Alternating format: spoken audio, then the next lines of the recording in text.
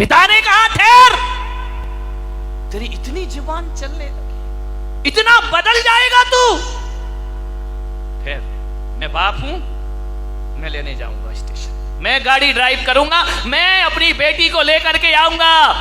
बेटे ने कहा तुमको जाना है तो जाओ, ये सब काम मेरे से। बोले तेरी इकलौती बहन है। बोले मुझे मालूम है तो है भाई। एक बात बता, ये इतनी महंगी महंगी मिठाइयां, इतने महंगे महंगे उपहार किस लिए मंगाए गए हैं? बोले बेटी आ रही है, ससुराल जाएगी, उसको देना पड़ेगा। अरे क्या जरूरत है उनको देने की? जब देखो तब उठाए मुंह चली आती है। मां को लगा यार ये लड़का बोल क्या रहा है, आज इसे हो क्या गया है। बोले क्या जरूरत इतने महंगे महंगे उपहार देने की, शादी में दे दिया ना सब, लाखों रुपए दे दिए, मैं कुछ नहीं बोला, मैं एक शब्द नहीं बोला। आपने 50 लाख रुपए इस लड़की की शादी में खर्च कर दिए। जब देखो तब उपहार, जब देखो तब आभूषण, कभी चेन, कभी अंगूठी, कभी पैसा, यही करते रहेंगे कि हम जिंदगी भर।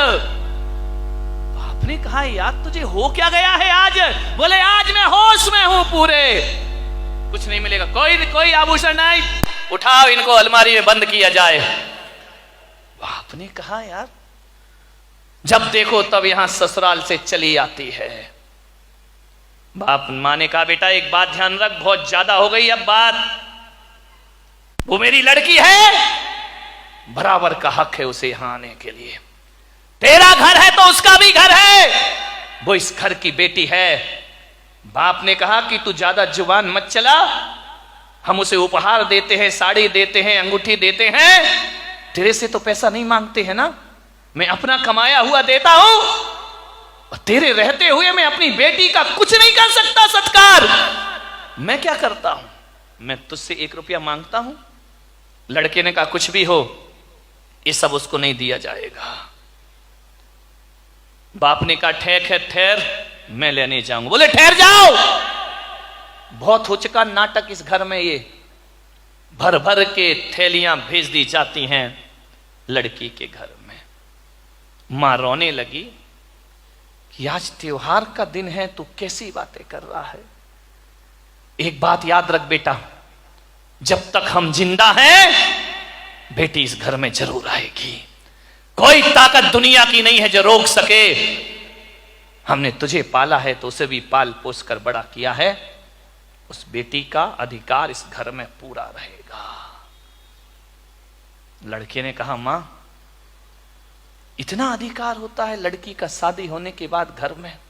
बोले क्यों नहीं होता है तो हमारी आत्मा का टुकड़ा वो, क्यों नहीं, जब तक हम जिंदा हैं बेटी आएगी इस घर में, कोई ताकत नहीं जो उसे रोक ले।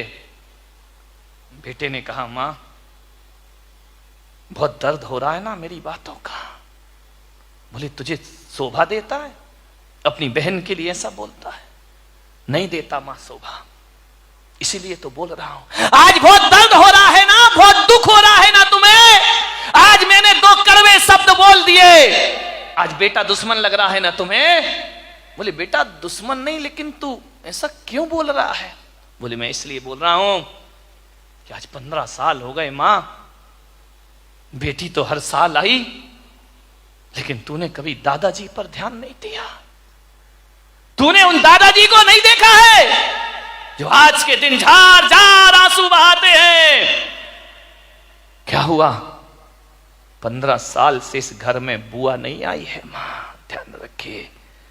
और जब जब बुआ आती है तुम्हारे यही ताने रहते हैं जो मैंने आज बहन के लिए तुम्हें ताने प्रदान किए हैं। ये घर मां यदि बेटियों का है, इस घर में यदि बेटियों का हक है, तो सबसे पहली बेटी तो आपकी बेटी नहीं, मेरे दादाजी की बेटी का हक पहले होना चाहिए, मेरी बुआ का हक इस घर में पहले होना चाहिए। मेरी बुआ जी 15 साल से नहीं आ पा रही है यहां, क्योंकि आपने जो अपमान उसका किया है, ये शब्द मेरे नहीं है मां, ये तूने ही तो कहे थे कि जब देखो तब चली आती है, यही शब्द तो मैंने बहन के लिए कहे हैं।